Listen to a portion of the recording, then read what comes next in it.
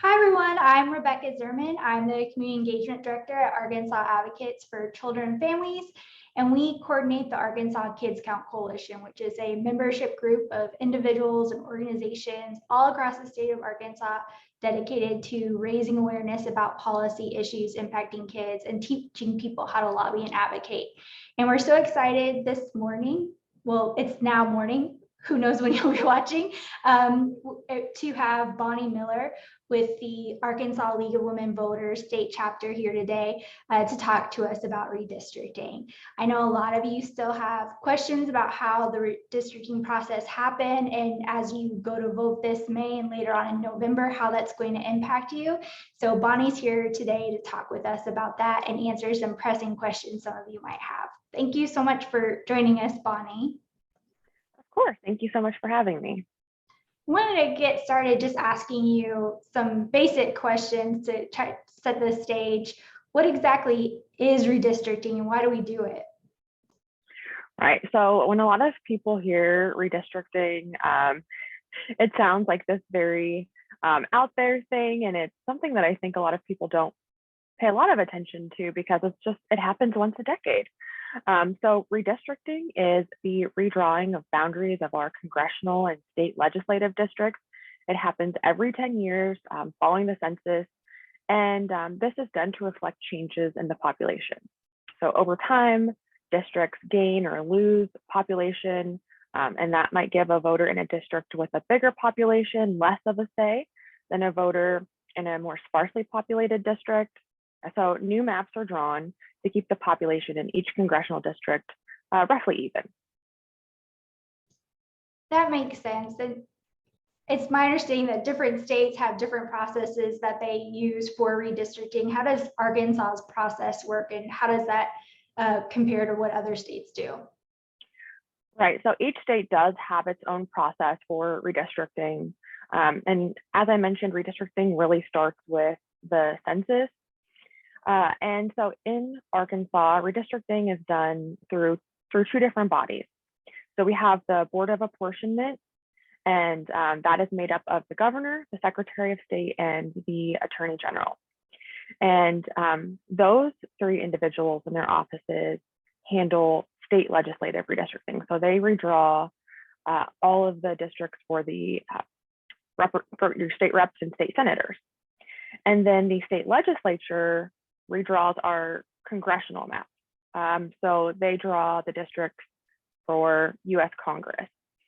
And it is done through those two bodies. They are the map drawers and they use the data from the census.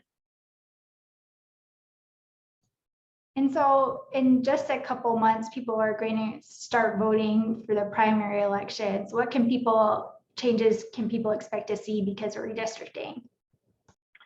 Right, so some individuals may not see any changes to their districts, but a lot of people will.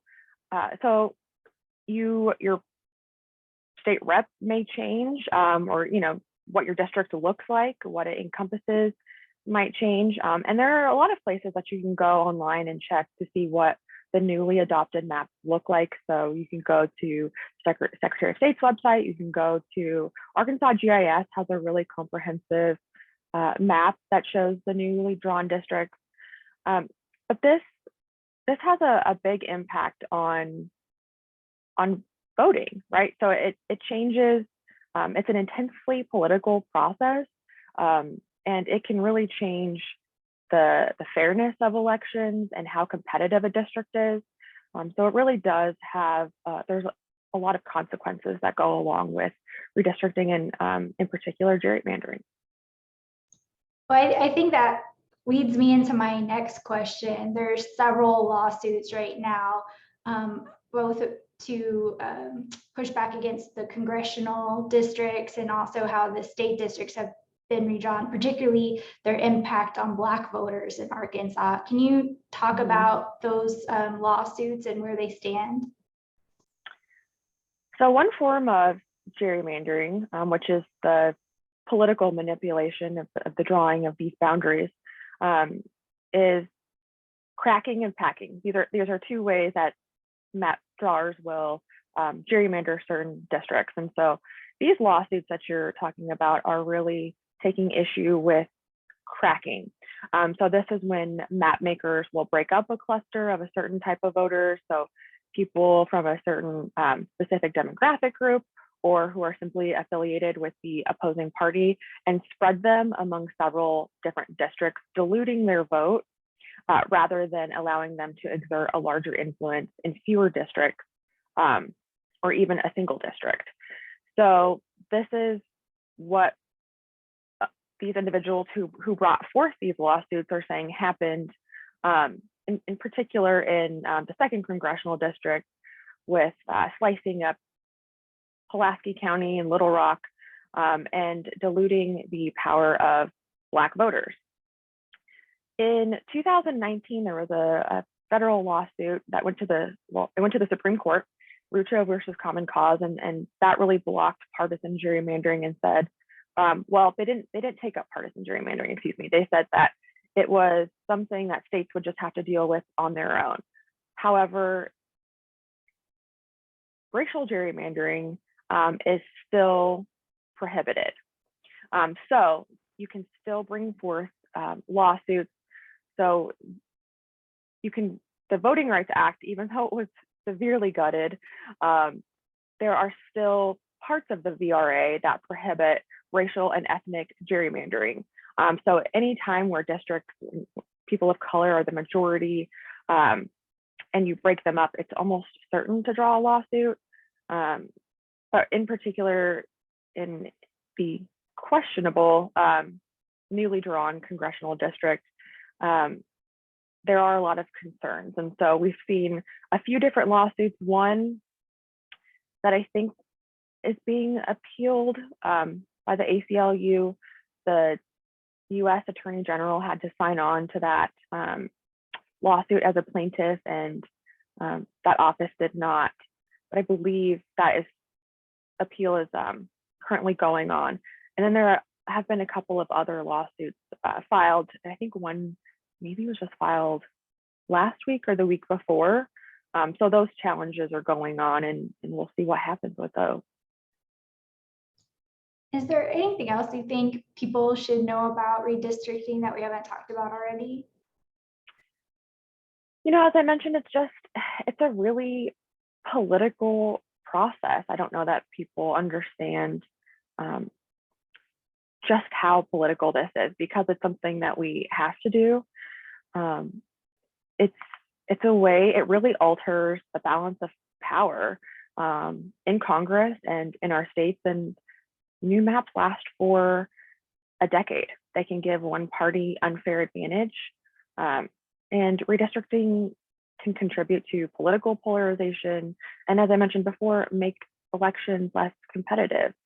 And what we see happening with redistricting is there's a lot of gerrymandering, and that makes elections less fair. Certain parties can seize advantages that make elections in November already foregone conclusions. So redistricting is a really big deal. It sets the stage for every election going forward for the next decade. And to end off, for people who think the way that the maps are drawn at the state level, with both the General Assembly and congressional districts, or if they think that just the process itself is unfair of how these maps are drawn, what can people do to advocate on this issue? Right. So I think that just engaging in education and advocacy is really important, right? Like helping to explain how this process works and why it matters, and voting in every election, because the individuals that you elect are going to be involved in this process.